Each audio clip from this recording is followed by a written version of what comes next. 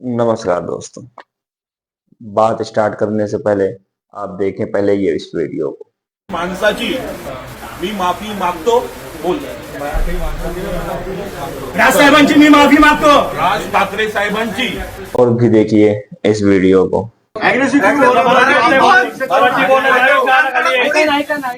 कस्टमरला कोणता त्रास होतो का?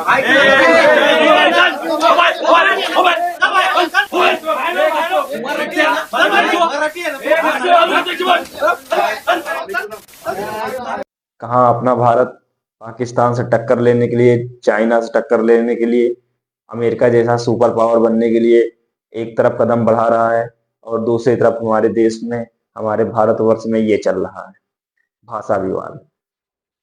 भाषा विवाद यह एक ऐसी प्रॉब्लम, एक ऐसी परेशानी हमारे भारत में बन चुकी है जो हमारे भारत के लोगों को साथ रहकर भी साथ नहीं रहने दे रही है। भारत विविधताओं का देश है, जो इसमें बहुत सी विविधताएं हैं और उसके बाद भी एक है, विविध होकर भी एक है। इसे ही भारत कहते हैं। जिसे हमारे प्रधानमंत्री जी भी विदेशों में जाकर बहुत गुणगान करने से नहीं थकते। लेकिन जिस भारतवर्ष में भाषा के नाम पर लिंचिंग की जा रही हो, जिस भारतवर्ष में भाषा के नाम पर आपसी टकराव हो रहे हो, क्या यह सही है? क्या हमारे भारतवर्ष में यह होना उचित है? किसी एक राज्य के नागरिक को दूसरे राज्य में जाना पड़े और किसी कारणवश, किसी कामवश, वो तो वहां गया है रोजगार के उद्देश्य से, किसी काम के उद्देश्य से, और वहां पर उसके साथ भाषा के नाम पर लड़ाई हो, क्या यह सही है? जिन्हें आप देख रहे थे ये एमएनएस के कुछ कार्यकर्ता लोग हैं जो वहां पे काम कर रहे हैं, बैंक के कर्मचारी हो गए या वहां का स्टाफ जो बाहर से आया हुआ है या वहां के जो सिक्योरिटी गार्ड है। ऐसे अनेकों वीडियो पड़े हुए हैं जिनमें भाषा के नाम पर विवाद हो रहा है। ये कोई महाराष्ट्र में ही नहीं केवल और केवल, ये कर्नाटक में भी, तमिलनाडु में तो सबसे प्रखर होकर भाषा का विरोध और हिंदी का विरोध करता है। अच्छा, भाषा का भी विरोध, तमिलनाडु की तो पॉलिटिक्स ही कुछ अलग है। तमिलनाडु तो अलग ही पॉलिटिक्स पर है, वो भाषा विवाद से भी अलग ही पॉलिटिक्स पे है। जैसे कोई भी साउथ का अगर नॉर्थ में आता है तो जरूरी नहीं है कि वह यहाँ की भाषा सीखे, या नॉर्थ कोई जो साउथ में गया है जरूरी नहीं कि वो वहाँ कोई भाषा सीखे। वो अपने रोजगार के उद्देश्य से गया है, कोई वहाँ का परमानेंट तो वहाँ का रहने वाला है नहीं, या कोई संविधान में लिखा नहीं है कि वहाँ की लोकल भाषा सीखनी ही पड़ेगी। वो तो अपना प्यार है, अपना अपनापन होता है, जैसे लोग सीखे जैसे करते हैं। अब इसकी बात करते हैं कि भाषा विवाद शुरू कैसे हुआ। भाषा विवाद कोई आज का नहीं है, यह विवाद आजादी के बहुत से पहले समय से चल रहा है। जब अंग्रेजों का रूल था उस समय से भी भाषा विवाद चल रहा है, और इसका कहीं ना कहीं, इसकी कहीं ना कहीं स्टार्टिंग तमिलनाडु की मद्रास, तब उसे मद्रास प्रेसिडेंसी कहते थे, वहां से स्टार्ट हुई, जहां सबसे पहले हिंदी का विरोध हुआ।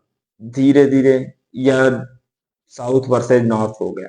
इसका थोड़ा गहन अध्ययन करते हैं कि क्या भाषा विवाद सही है, क्योंकि भारत में 29 राज्य और 7 केंद्र शासित प्रदेश होने के बाद ज्यादातर राज्य अपनी भाषाओं की वजह से बने हुए हैं।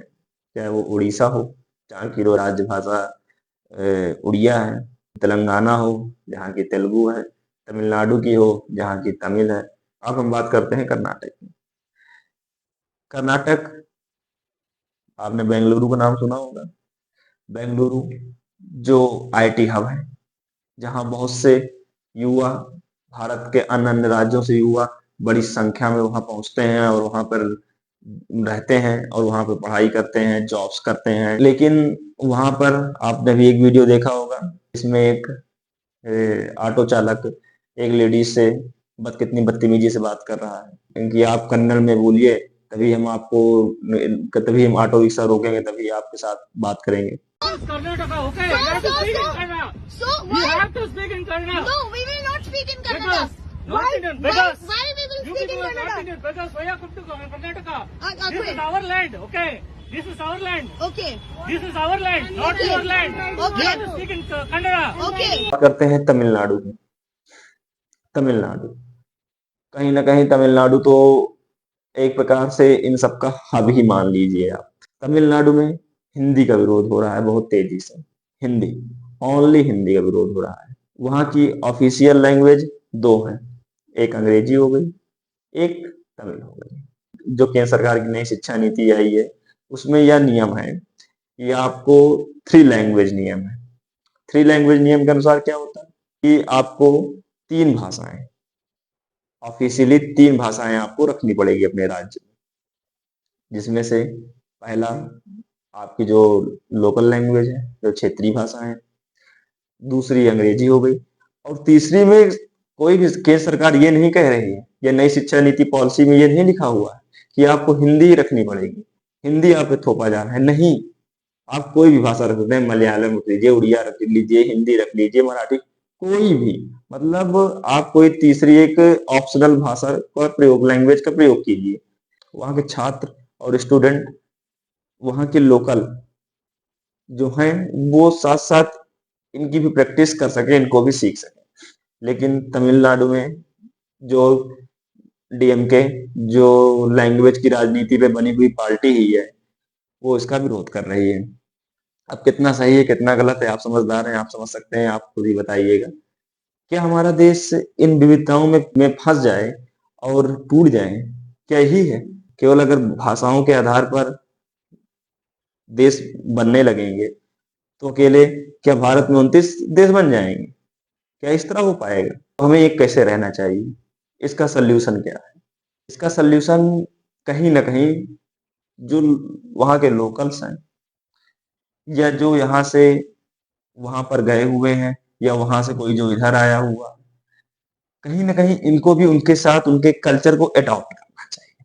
क्योंकि कहीं ना कहीं उनकी भी एक सोच है, उनकी भी एक मानसिकता ये है कि बाहर के लोग आकर हमारी अपॉर्चुनिटी को, हमारे जॉब्स को कवर कर रहे हैं, और कहीं ना कहीं हम पर अपनी भाषा थोप रहे हैं। ठीक है, उनकी भी कहीं ना कहीं मानसिकता, अगर यह धारणा है तो कहीं ना कहीं उचित है। लेकिन भैया भारत है, यहाँ जैसे जॉब्स होंगे, जैसी स्किल होगी, उसी हिसाब से जिसकी जिसकी परफॉर्मेंस होगी, उसी अनुसार वो जॉब्स को प्रेफर करेगा।